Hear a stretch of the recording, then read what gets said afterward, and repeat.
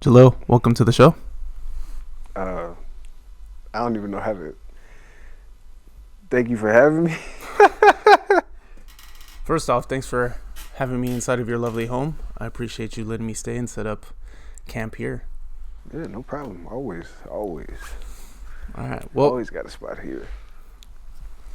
we've done some training.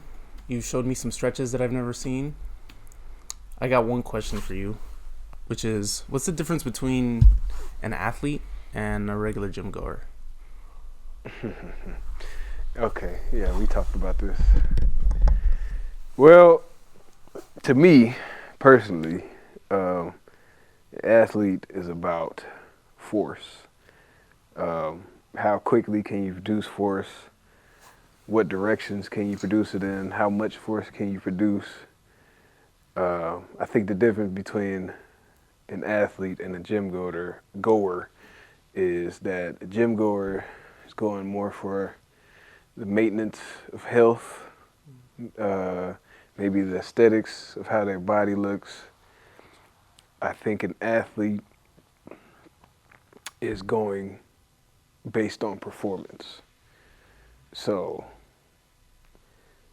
performance in competition, performance against themselves, whatever that might be, there's a little more nuances to that, but I think that an athlete is it's all about force. I could be a gym goer and go to the gym, get a pump in, curl a couple weights, bench a little bit, and look healthy and all that.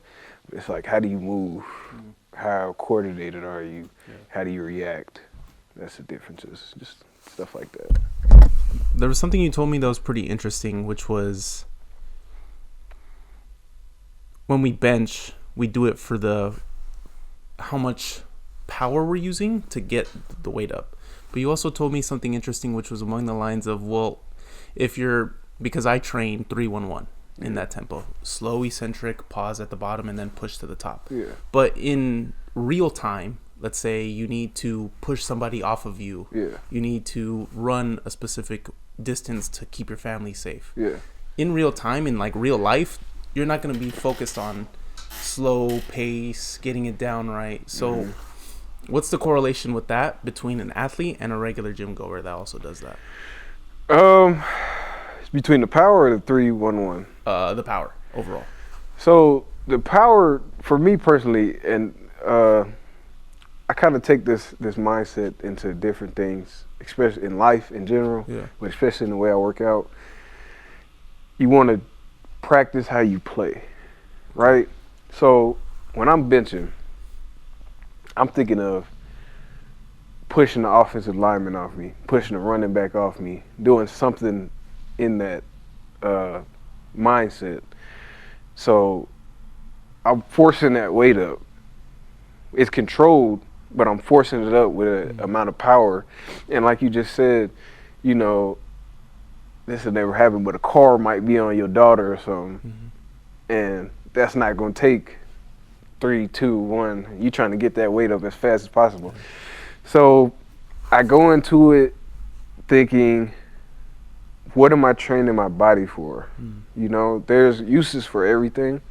The 3-1-1, that's how you build muscle, like scientifically. I know there's some evidence to prove that causes hypertrophy and stuff like that, but you just do things relative to your lifestyle.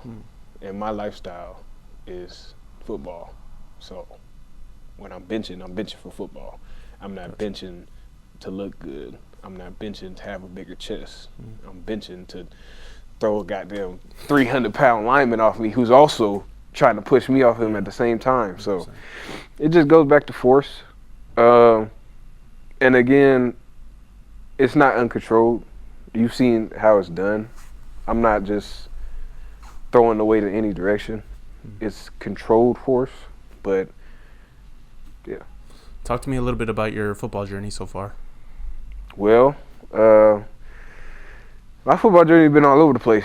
Started at when I was in 7th grade, Texas. Went all the way up to high school, Mobile. Go Vikings. All that. Mm-hmm. Went to a D2, Azusa Pacific. Program shut down there. Went to Morehead State after that, D1 in Kentucky. Built up my way there, had a pretty solid career. Went pro in 2024.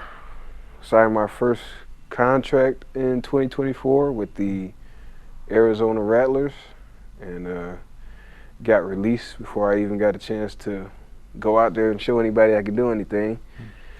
And yeah, it's kind of been all over the place, but I've just been staying healthy, staying ready. Have a couple things lined up right now, and we'll see how those go. Yeah. And you said your program got shut down. What do you mean by that? What was that about?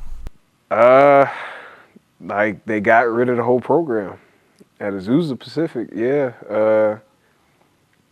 Man, crazy story. Actually, it's not that crazy, but COVID happened, 2020, right? So they canceled spring ball. Spring ball is like when you go and you play, practice against each other and play against each other in the spring, getting ready for fall season.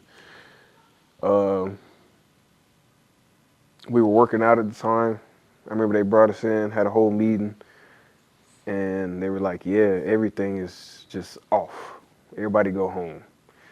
So it was a bunch of guys figuring out, like, what's going to happen? We came back,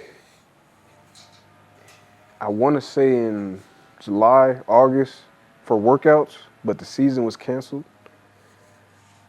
We went through workouts all the way up to November, and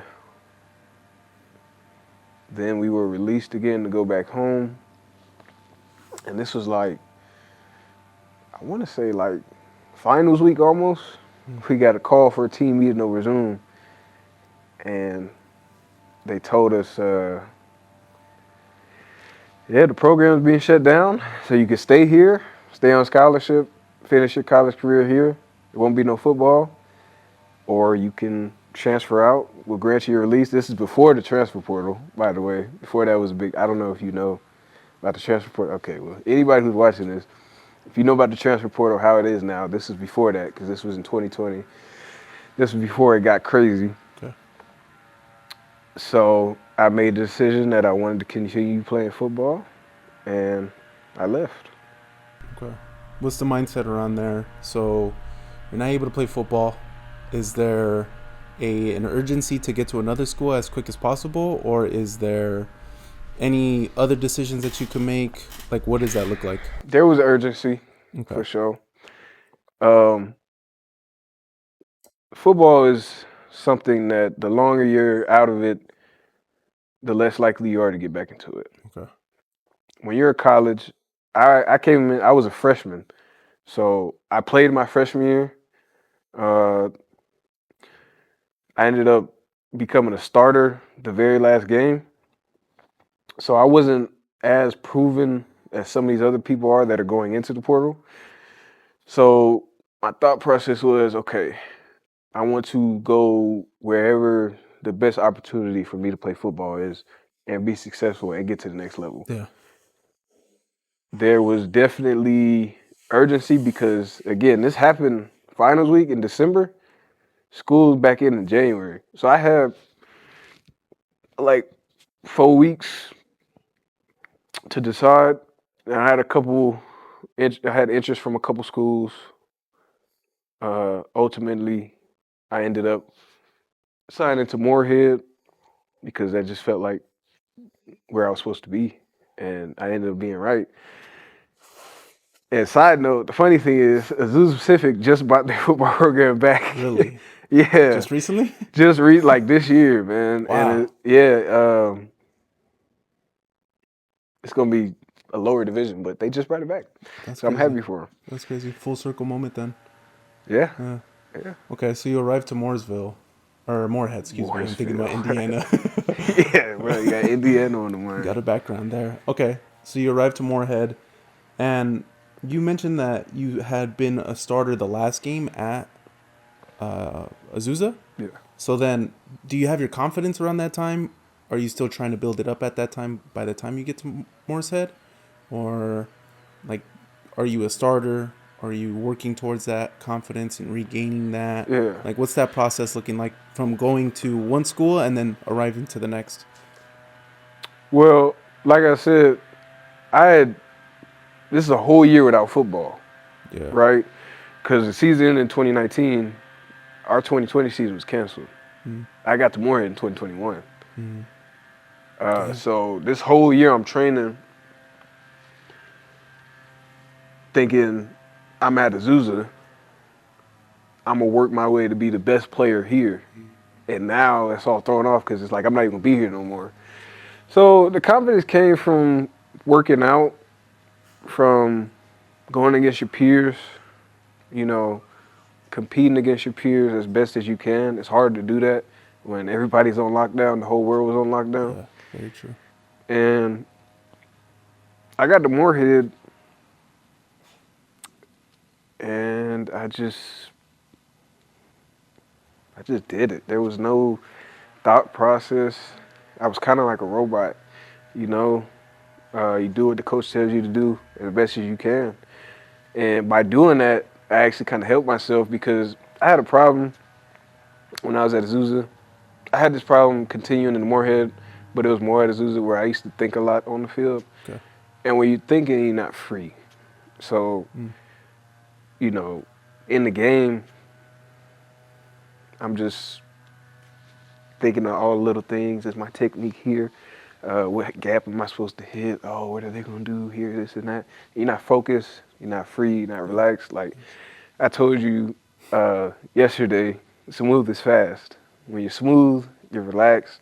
When you're tense, you're all jerky. You're all over the place. And as athletes, we want to be smooth. Like they call it flow state. Yeah. So you want to be relaxed, going. I'm sure that's a thing everywhere else. Playing at Moorhead, when I first came in, I built that confidence by getting the reps, getting in the game, making plays. I wasn't always perfect, but the confidence came from the reps on the field. I see. It's interesting how the more we think about a specific outcome or what it is that we want to do, we're more or less unlikely to do it the way that we expect. If you think about how you're going to go talk to that girl, if you go up and just think about what you're going to say, what's going to come out is not what you want. Yeah. And it's going to touch and feel. Yeah, I started noticing that too when we were training the other day, which was when I was thinking about what I was doing, I was not performing in the way that I wanted to. Yeah, I was being an asshole. Yeah. I was. I'm sorry. My fault. Not the best coach. No, but it's so true how that is accurate. When you think about the things that you're doing, you're more or less unlikely to do it in the way that you expect. Interesting. Okay. Yeah. So how was it that you were able to get out of that mentality where you're more robotic, you were doing things that are, you're thinking about your technique, you're thinking about this. How were you able to overcome that? Honestly, I didn't get over that till probably like my senior year of college. And it had nothing to do with the field. It had everything to do with my faith, actually. I started going to these not church, but group of athletes meeting, talking about their faith, Christianity, God. And I just learned, like, you got to let go and let God. And I thought about it, and I just dwelled on it, and I was like, you know what? When I'm on this field, I'm going to just let everything go and let him work. Trust the work that I put in, obviously. Do the things to prepare. And just, at that point, you either got it or you don't. Yeah. That makes a lot of sense. Because when you try to bend reality to your own will, you're likely not...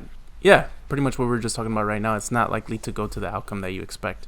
So when you have this trust or this reassurance in a higher being that's going to work through you, then you're more or less going to work in that velocity or that rate or the way that you want to. Just because you're refusing or letting go or surrendering Yeah. to that process. Yeah. Interesting. And then in some ways, I like the idea that what you said before is you trust your own work beforehand. You put in the practice, the actions, the training prior to going and competing and playing. But then on the end of it, it's like, okay, I've done everything I could. Now let's just surrender it to him. Interesting. Yeah. Okay. So then that's your senior year. Mm-hmm. From your senior year, what happens after you graduate? Look, my bachelor's or my master's? Ooh. Yo, damn. No, watch out. So wait, Starting to hype me up. when you graduate from your bachelor's, you don't. I had one more year. I graduated earlier than football, so so when COVID hit, they granted us all extra year, but I never redshirted, so I was just on like the same clock. So I graduated and I still had one more year of football left. Interesting. So redshirt is where you give yourself one more year, right? But without playing. Redshirt is you take a year off. You can do it for different reasons. Freshmen do it. If you get hurt, you can do it. Yeah. It used to be, I don't know how it is now, but if you transferred, you had to do it. Mm-hmm. Okay. So then, all right, take me through. We just talked about Moorhead, faith, confidence. So then, what does your day-to-day look like on a moment when you graduate from college and now you have to step out onto your own, as opposed to having something structured? When I graduated from college or when I left college? When you left college. Because, so I graduated with my bachelor's in 2023. Gotcha. And I still played after that. Interesting. So now I'm in my master's still playing. I go do the Senior Bowl, and I'm still in my master's. Now I'm training for my pro day. So training for my pro day is completely different than what you're seeing now, because that's an everyday thing. And it's training for going to, run the 40, interview with teams, bench press, jump, all that. You're training for a tryout, basically, a combine. You know what a combine is. After that period,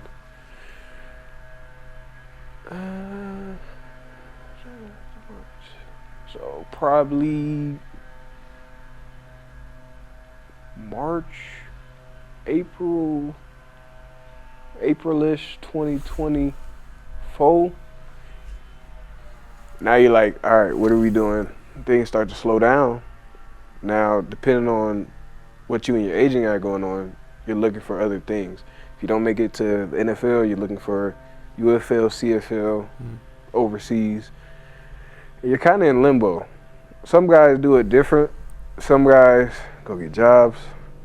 Some guys take the year off, just train.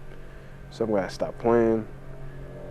So me, I was kind of all over the place because I was working out every day. Probably working out too much. And me and my agent were just looking for just different opportunities.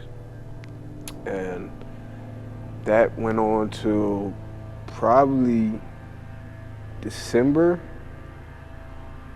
And during this whole phase, it's not like I'm just working out, sitting at home doing stuff like that. I'm doing things with my wife. I got married, traveling a little bit. I kind of got to do things that I never did in college because of football and because of probably my stubbornness of me being so locked in to the field and school. And I kind of took that year, lived a little bit more than I had in the past. And then in December, we were actually in LA when I got that contract. You were there, but you didn't know it at the time. And after that, I came back. And now I'm on the same boat, training again, getting ready for the season. Yeah. And now that you have something like, when you have a deadline-ish kind of, like you know when you need to be ready, you can scale your whole thing to that. So now training is different.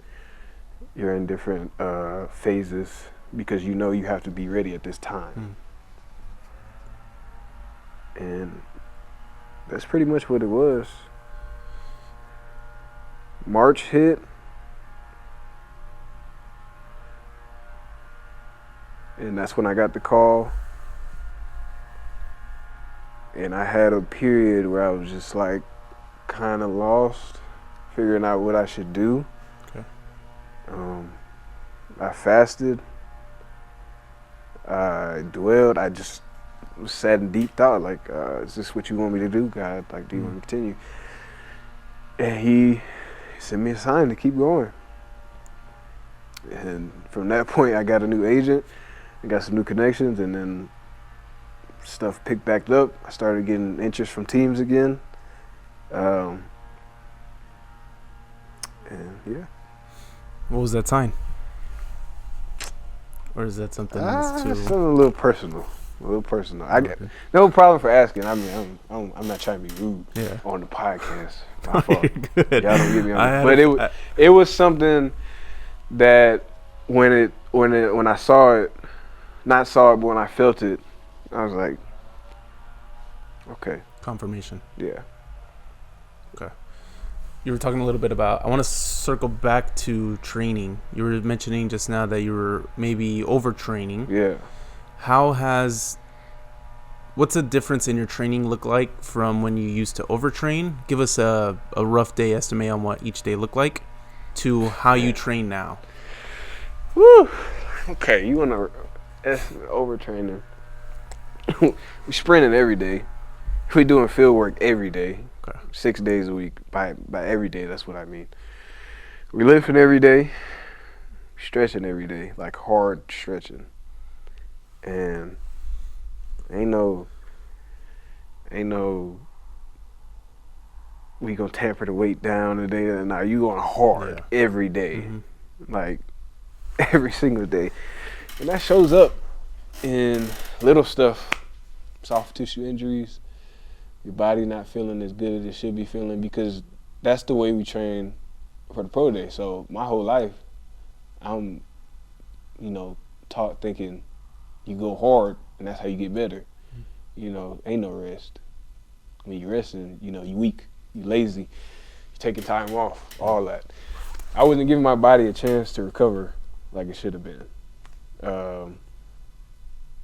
So I worked with some people, some personal trainers and performance coaches who helped me to understand, like, hey man, your body has like a set amount of mileage on it.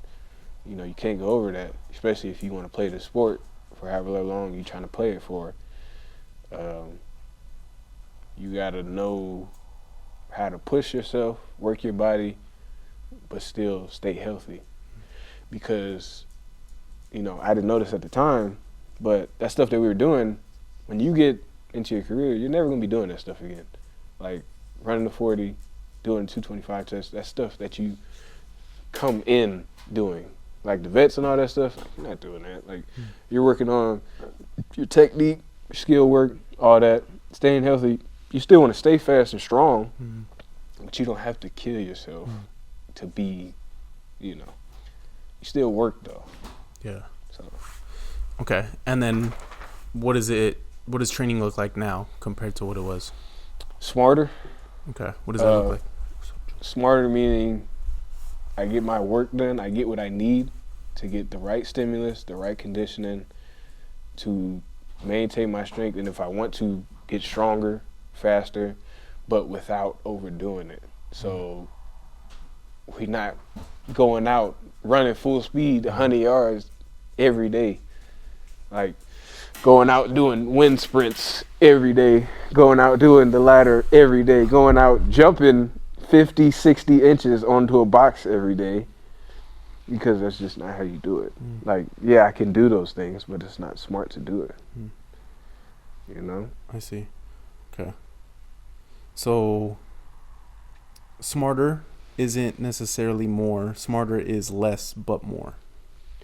Yeah, less is more. Yeah, you're doing less sets or reps or whatever it is that you do specifically, but it's all intentional to the point where it's getting the job done. Yeah. And it's not burning you out to the point where you can't do anymore. Yeah, it's not fatiguing me to the point of the time that I get to recover isn't enough. Well, is there a positive, though, in training yourself up to that level where you're able to understand, okay, this is overtraining? Is there any marginal improvement or a positive that you can gain from working that hard? Yeah, so I was going to say this. By doing that, I got my body to such a high level that I was as fast as I needed to be, as strong as I needed to be, as quick as I needed to be. The only thing was, like, you can't stay healthy like that, right? So I had to learn. Like, that level got me fast, strong, and quick. But now you got to stay that fast, strong, and quick. How do you do that? It's not by doing the same things, because if you do that, your body's going to break down. But you can do intentional work to maintain everything. Okay. Yeah, that makes a lot of sense. And it looks like, to me, it seems like more rest now in between to maintain that, and then to be able to build upon it too. Because it's like that story. Have you ever heard that story of the lumberjacks chopping the tree? Which one? So I think it's 3 lumberjacks. One's a rookie, the 2 are vets.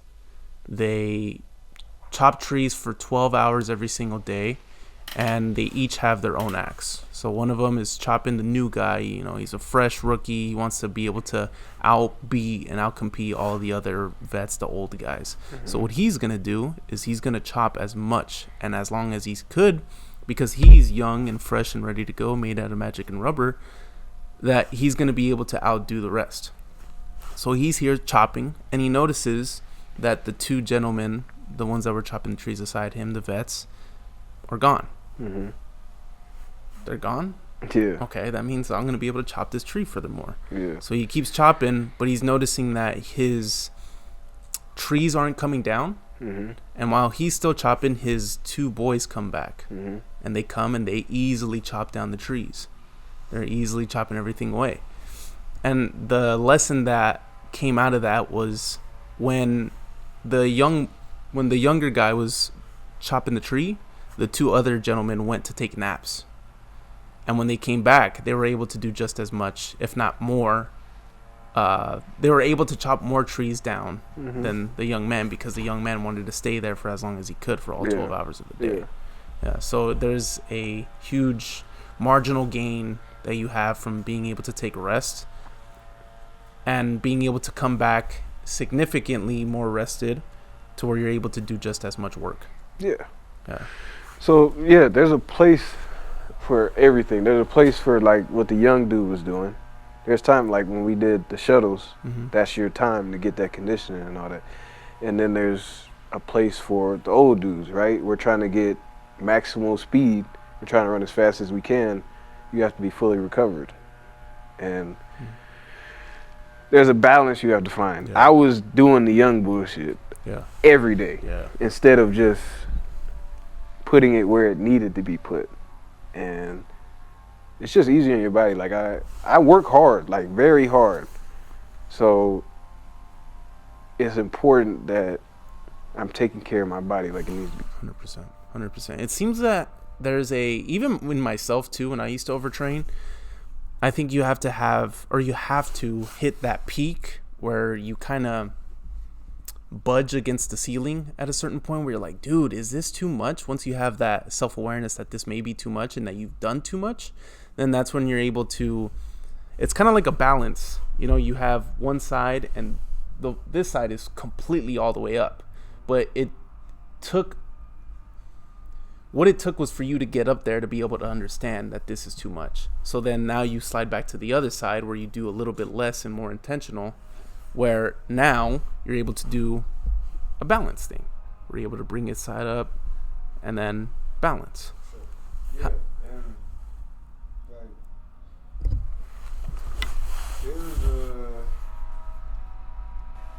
Again, there's a reason for everything we do.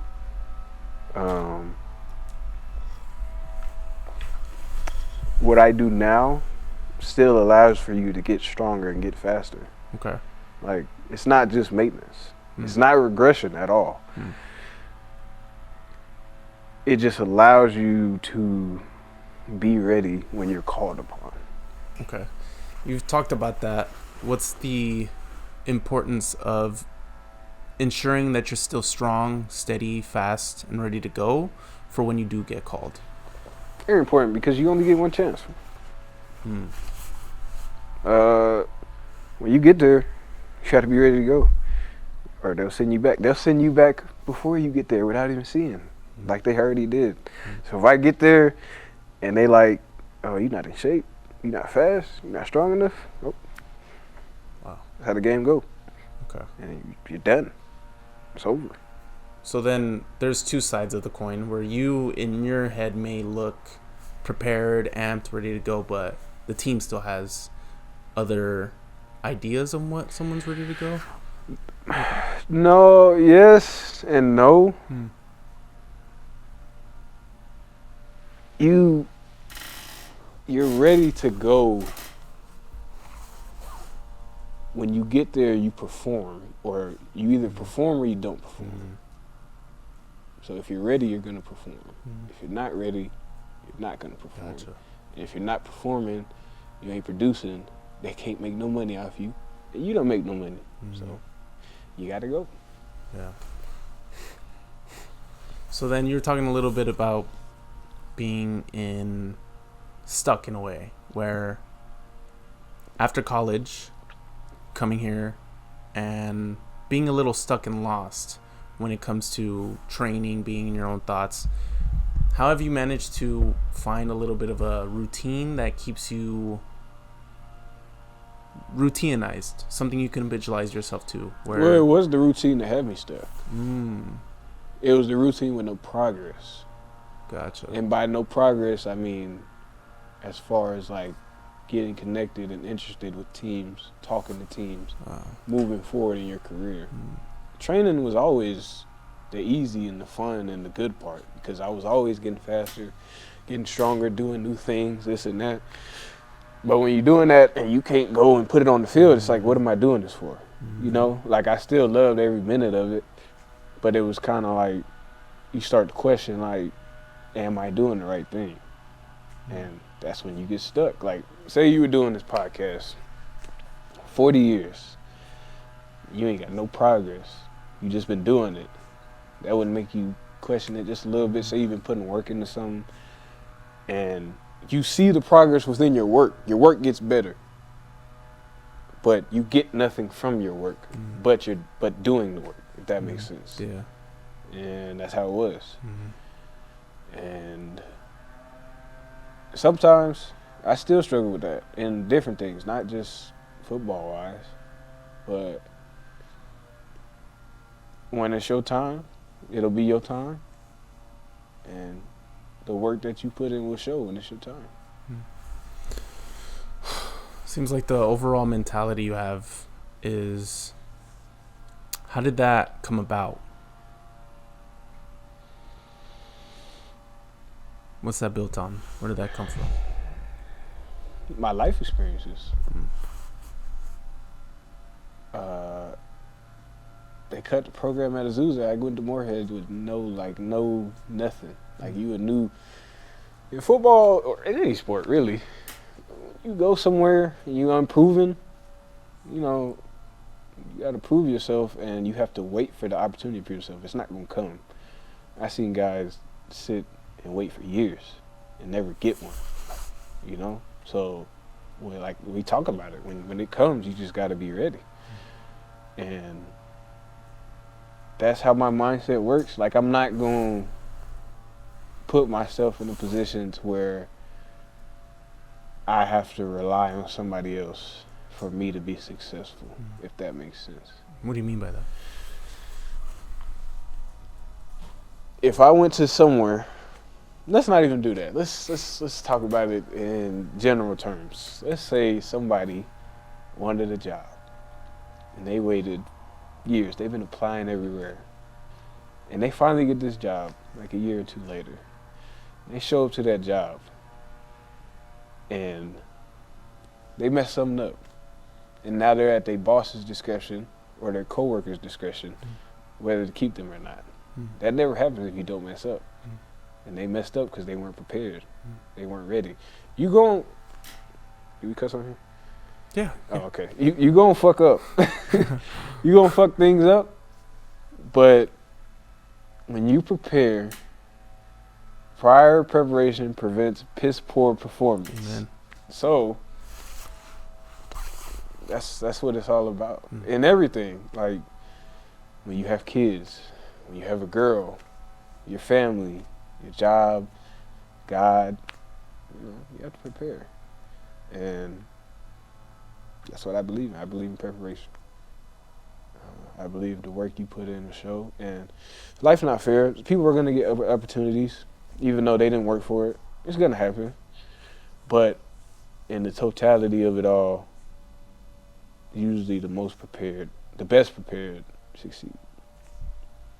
Yeah, I wouldn't disagree with that. Yeah. I mean, look at us today, or look at me today. I thought I was prepared with that cable, man. But he came through though. Everything worked out. Everything worked out. Yeah, man, I love it. Okay, so okay? We talked a little bit about college. Talked about Sousa. So you mentioned you graduated, PhD. No, all the above. Skewing my resume. Masters. Yeah. Excuse me. That was this year. What's the? Last year. That was last year. 2025. Man, this is 2026 now. It's 2026, baby. I'm curious to know how biology has helped you understand more about yourself, more about your body, and how it's in some ways correlated with your training and your process. Bro, you know what? That's a good question because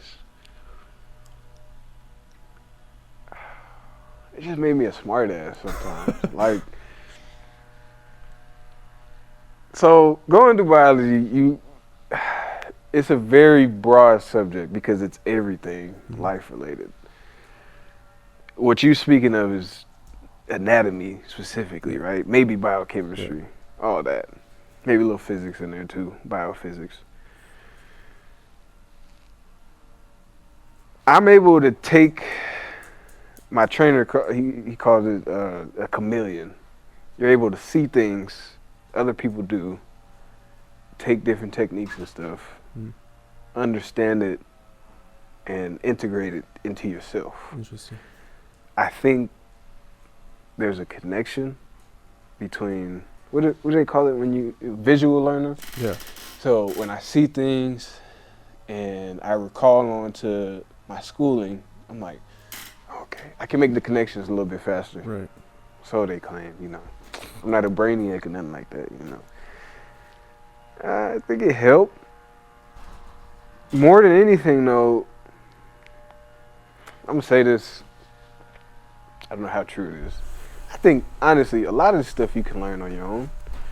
I think the real thing about it is it's the discipline that teaches you. You have to learn a lot of stuff that you probably wouldn't want to do on your own. And you take that discipline and you incorporate it in other parts of your life. And like training. Like when I wanted to get a good grade on tests, I would take all the information I knew, just keep writing it down. If I have a bad break on the field, or if I have something I feel like is funky, I'll just keep doing it, repetition. So it's all connected. Yeah. Everything that I do, when I really am into it, I treat it all the same. I see. It's a big buzzword right now, discipline. What is it that you've learned about that in not only training, but school and other things in life? Discipline is objective, but subjective at the same time. Yep. Very much so. My discipline is not going to look like your discipline. Somebody else's discipline is not going to look like our discipline. We have a lot of things in common as far as our discipline because we believe in a lot of the same values, but it's not how a lot of the world works. And there's different levels of discipline. There's physical discipline, emotional, religious discipline, nutritional discipline. Everything for a person ties together in some way. There's some connectivity, right? You treat these podcasts the same way you treat your food, the same way you treat your gym, the same way you treat your woman. I think there has to be balance. There has to be smoothness. And we talked about this last night. When you're rigid, because you're so caught up in discipline, it makes you undisciplined in other things. So, I'll give an example, because my wife, I don't know if she's gonna watch this, but I cannot treat my wife the same way I treat football. I can't go into it with a game plan and like, I'm gonna do this, this, and this, and everything's gonna be great. It's all gonna work out. No, because with her, it's gonna change. This is my physical discipline. I have to be emotionally disciplined with her. I have to not fall into the trap. We might argue. Emotional discipline, I don't want to get too graphic on the thing, but you might be arguing with somebody. You might be like, fuck you. And you want to say fuck you back. But that's your wife. How she react, depending on whose wife it is, you have to be disciplined and be like, okay, she throwing me bait. I'm not going to take it. So, discipline is something that just has to be practiced in everything you do. And every discipline is different. Yeah. You mentioned, I love the objective but subjective, because that's very true. And what may be something you're very disciplined in, it doesn't mean you can copy and paste that discipline over to something else. Because if you try to copy and paste it over to another human, for example, it's never going to work. Interesting. I'm going to think about that for a little bit. Facts. It's never going to ultra facts, especially in today's world. In today's world, man, that's so how every great it's so different, man. I wanted to say this. Nah, I'm not gonna do that. But it's so different because, man, I feel like we're gonna sound like every other podcast when I say this, but shit has got so soft, and we're a part of that. Like, we're not like how they used to be back in the day, as much as we try to be. There's certain views we have that would not be considered discipline 100 years ago. You know what I mean? And we talk about just doing your best with the discipline you got. Yeah. It's better to have some form of discipline in some way, because you can be a rich man, extremely disciplined on his finances, his business, whatever endeavors he's partaking in, but he doesn't have another physical practice, a physical discipline. You've been talking a lot about balance, but having balance in every facet. You know, they talk about the pyramid in business, the pyramid of life, which is relationships, health, and wealth. So you put your effort into every grain, or you put every grain into one of those pyramids. But sometimes when you try to put into two, you can't put as much into another one. Yeah. So if you're putting all of your effort into business, podcasting, maybe the physical practice is going to be taken emotional away. Practices. The emotional practice is going to sure. be taken away. Yeah. Yeah. Take and give. Everything requires a sacrifice. Yes. And right now we're in our early 20s. We don't have to sacrifice the same things that we will be in 20 years. Likely. Like, we talking about this stuff right now, but this is for us right now. Yeah. We only have it figured out for where we're at right now. When that could change in a month, 2 months, a year, couple years. Like, we're still figuring shit out. Yeah. We're just piecing it together as best as we can.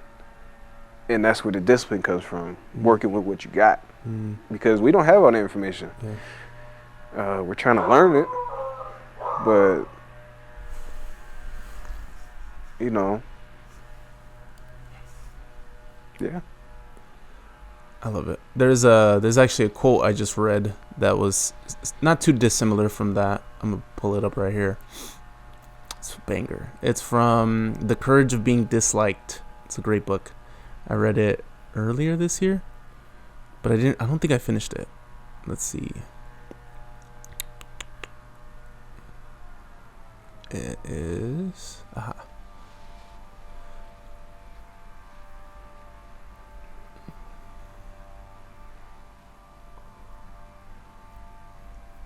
it doesn't let me do that. Okay, we'll just read it from up here. So, it's a conversation between a philosopher and a youth. The youth is coming to the philosopher to help him overcome his life struggles, his self-esteem, and to get out of this rut he's been in. But he says, philosopher, at the very least, I do not think I would like to be a different person, and I accept who I am. Youth says, you accept who you are? Philosopher, look, no matter how much you want to be Y, you cannot be reborn as him. You are you. Oh no. It went away. Coming back. We back. You are you. You are not Y. It's okay for you to be you. However, I am not saying it's fine to be just as you are. If you are unable to really feel happy, then it's clear that things aren't right just as they are. If you got to put one foot in front of the other and not stop. The youth says, that's a harsh way of putting it, but I get your point.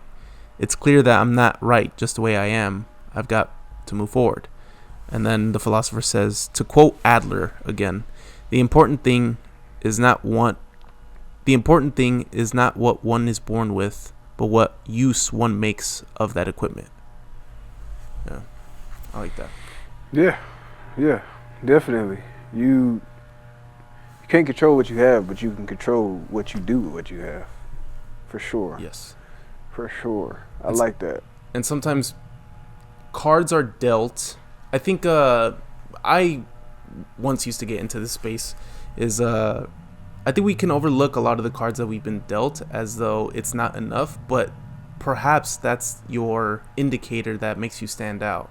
Perhaps the reason that you were treated in this way or you were given these things is the thing that gets you to the next level, just as long as you harness it and use it to your better benefit. Exactly. That's definitely happened with me because even in my football career, I just kept going up levels. Like, I went from high school to D2 to D1 and then pro. Like, that came off of because I worked with what I had. Now, I might not have been the best with what it was. I maybe could have been better, but I did what I could, and I learned how to be better through what I had and through the experiences. And I'm still getting better. I'm not perfect. I'm not even at my best yet. I'm still working towards that. I still got a lot of work to do, but I am working, and that's the point of the story, right? You just keep working, and that goes back to everything we talk about: training with my wife, my family. You work at it. You only lose when you give up.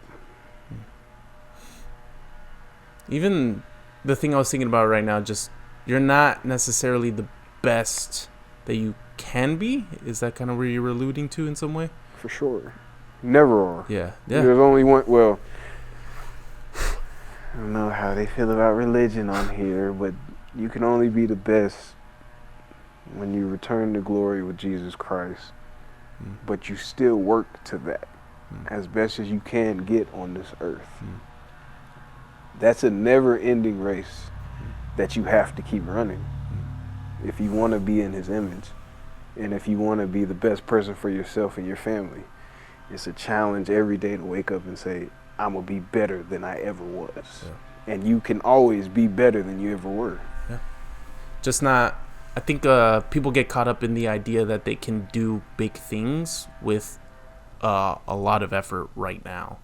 But they overlook the importance of taking just a small step forward and seeing what's that quote? You overestimate what you do in 1 year, but underestimate what you can do in 10. Yeah, that makes a lot of sense. Yeah. There's Look where you been in 10 years. You know? Yeah, it's crazy. What are you doing in 2016? We was running around we the in streets chapter of 2. Reno Valley watching fucking Civil War, chasing women left and right. Yeah. And, now we grown.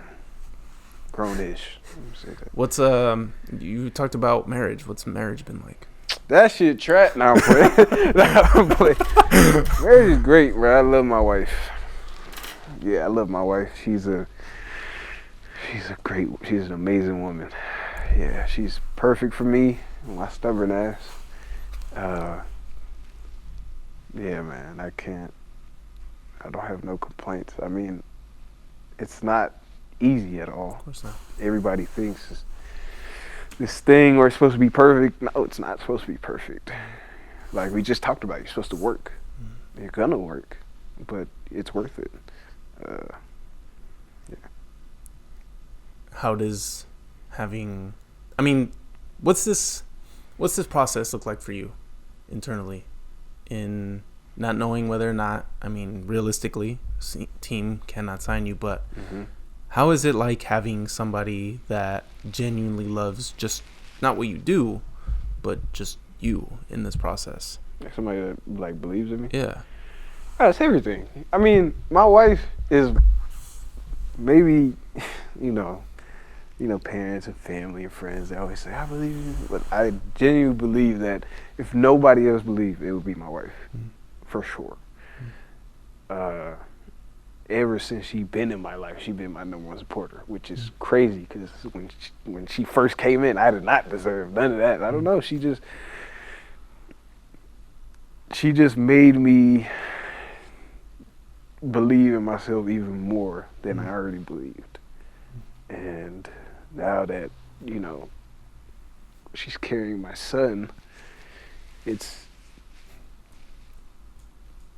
just shows how strong she is, because what she does is not easy at all. Like, she takes a lot of risk, not even calculated risk, just blind loyalty risk. Like, I trust you, I believe in you, and I know you're gonna make this happen, so I'll be there for you. And I don't know how many women there are like that. So it's a blessing for sure. 100%. Yeah. Sounds like it. It's cool. Sometimes belief isn't always there 100% of the time. Yeah. It's wavering. Sometimes it's all the way up to the stratosphere, and sometimes it's beneath the ground. But having somebody that has that belief in you kind of reminds you of the amount of belief that you have in yourself. Yeah. There's a quote that says, sometimes people will excavate a version of you that you didn't know was present. And I think there's something with that, with belief, when it comes from somebody else. When you have somebody that believes in you wholeheartedly, kind of reminds you that you can have that amount of belief in yourself too, but it first came from somebody else when you didn't have it yourself. And I don't disagree with that at all, but I had it. She just amplified it. Interesting. To the max. Yeah. Beyond the max. I mean, she was part of the sign that I was talking about earlier.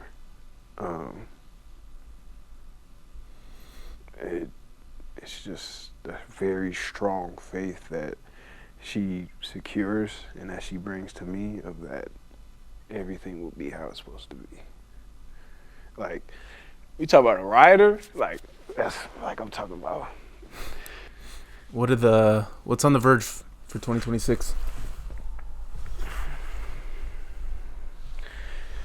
New beginnings. Definitely. We got a son on the way in like 3 months now. 2 months. March, late March, early April. Fuck, it's January. I cannot under litigation. No, that's all I can say is new beginnings. I can't go too deep into New it. beginnings. But obviously you'll be the first. You'll be the first to know. Hey. When the shit goes down. But yeah, I'm excited, man. Whatever happens, that's definitely something I'm looking forward to. The birth of my son. Just moved here. This crib in Nashville. Beautiful. Been in Atlanta for the past 2 years. So yeah, just renewal. That's good. Well, Jahleel, I appreciate you having me on. Oh, we done already? What? Appreciate you having me on My the show. booty hole just started getting untight. Oh, you ready for more? I've been clenched up, man. I've been sitting here like, George, please. You said I'm stiff, huh? Yeah, I appreciate you having me on, man. Thank you for allowing me to come here, spend some time with you, get to see you, have some fun, go out to Broadway and whatnot. I appreciate you even doing this. This has been fun. No problem. If somebody was on the other side of the screen right now wanting to hear some words of encouragement, or whether they're an athlete, not entirely sure if it's going the way they expect it to, what are some words of encouragement that you would give to that person on the other side of the screen? Just keep going. Be delusional. Be crazy. Do it. If it's just what you want to do it. Don't let nobody tell you that you can't. Because I heard somebody, I don't want to steal this quote, but I heard somebody say it. You're only delusional until you're not. What happens when it works? What happens when you're right? Then what? You know?